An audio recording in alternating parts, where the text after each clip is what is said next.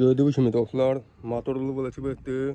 Problem nədir? Ramadar olduğuna görə karbürator yerləşmir, şat eləyir.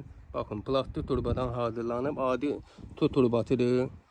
Motor da qızdırır, içində olan rezin gelir motor içinə, motora ziyandır. Motor dağıla bilər və privo işləyir və oborotu çoxalır.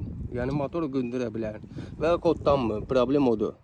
Və karbüratorun üstündə hava filtri yoxdur, bu da mütləqdir. Bir dənə daş girsə bunun içinə motoru dağıla bilər. Və yəni ramadar olduğuna görə sizə bu lazım olacaq. Gördüyünüz kimi. Kimə lazım olsa varımızdır. Ürəyin nə qədər gir var. Bunu inşallah bura quraşdıracağıq bu formada. Hazır olsun, kodlayıb sizə göstərəcəyik. Kimdə motorlu velosiped varsa, problemi varsa gətirin təmir eləyək. Və kimdə velosiped varsa gətirin təzə salavan motor quraşdırıb veririk.